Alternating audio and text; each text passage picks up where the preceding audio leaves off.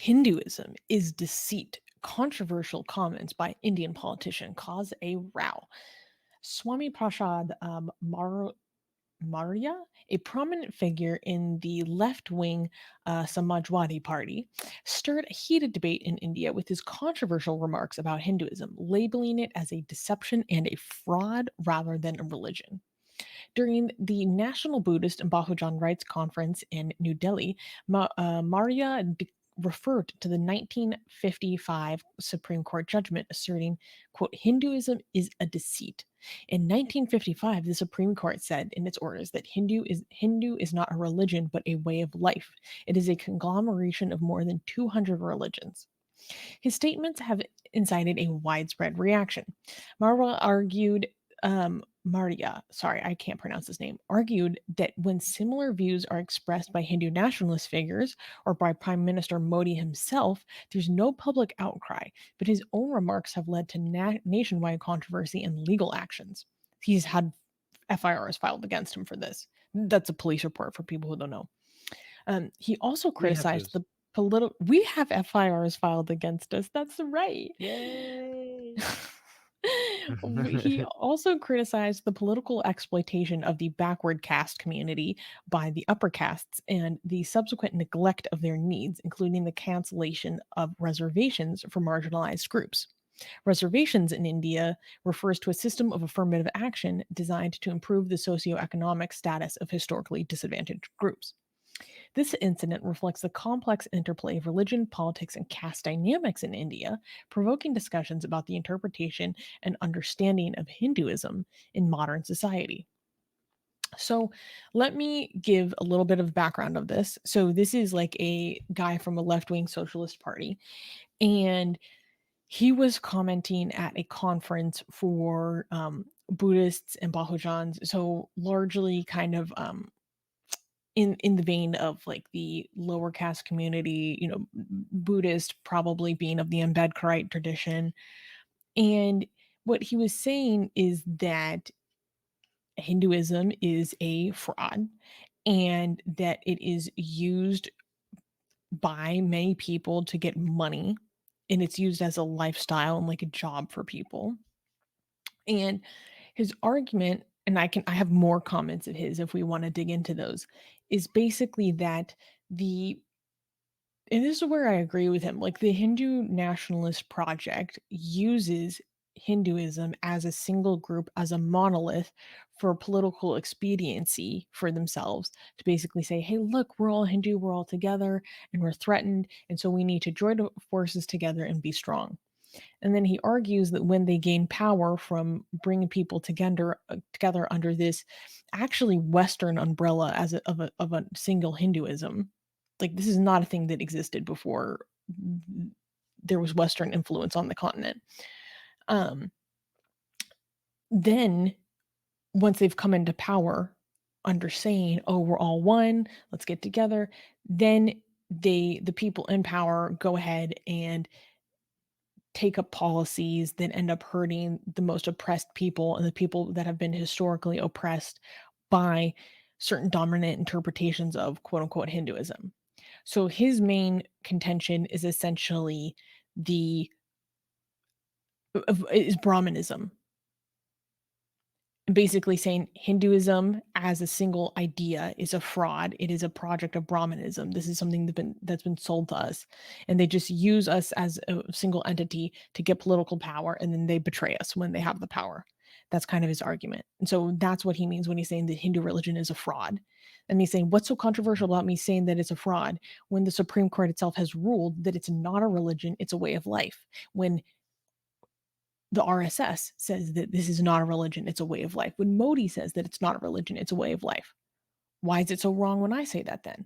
So now that you have more context, do you have any So, reaction?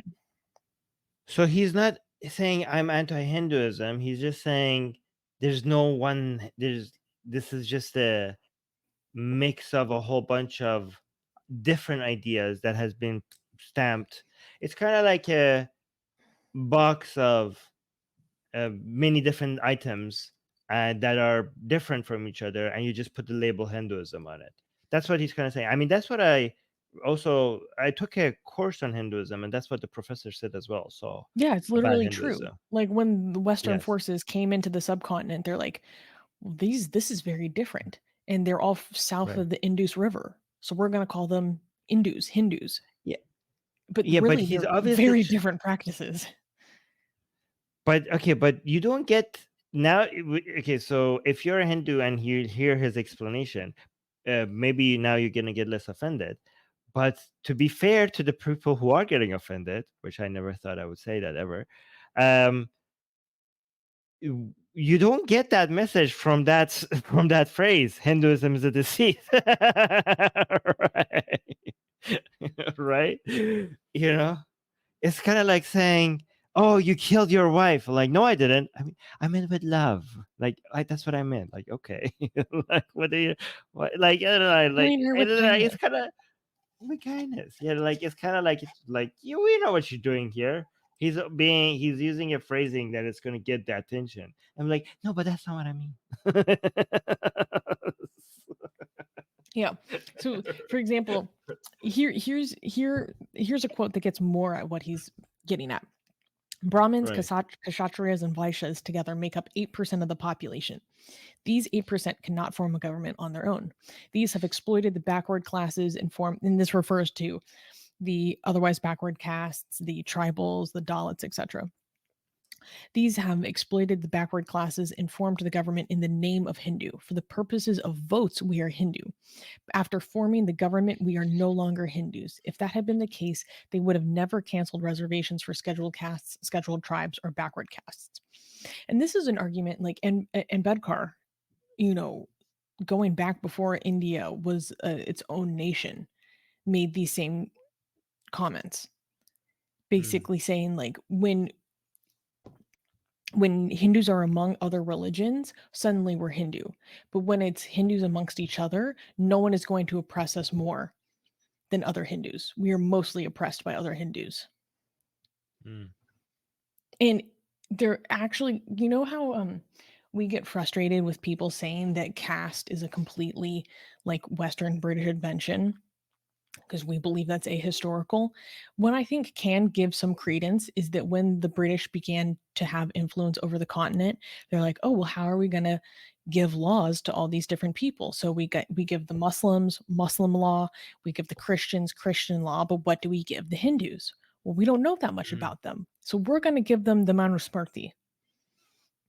But the thing is that the Manusmriti is one of the most disgusting, bigoted, vile religious scriptures I ever read in my entire freaking life. Like shockingly bad. Like the Gita is just worse. The Bhagavad Yeah, I know, but the descriptions of people is just horrible. I mean, just go read it right. yourself. But um, the problem is that this is essentially my understanding is it's mostly a Brahmin text. So it then enforced a lot of religious rules upon other people that didn't traditionally follow these rules. And I watched a really interesting video where, I don't know how accurate it is because I'm a skeptical person, but it talked about how the imposition of Brahmin practices, specifically regarding what happens when a woman is widowed, were actually then enforced on people who never used to practice those widow practices that were that toxic. But then now it has become, oh, this is what you do for everyone, when really that was just a practice of a few. So I don't know, it's just something it's really interesting to me.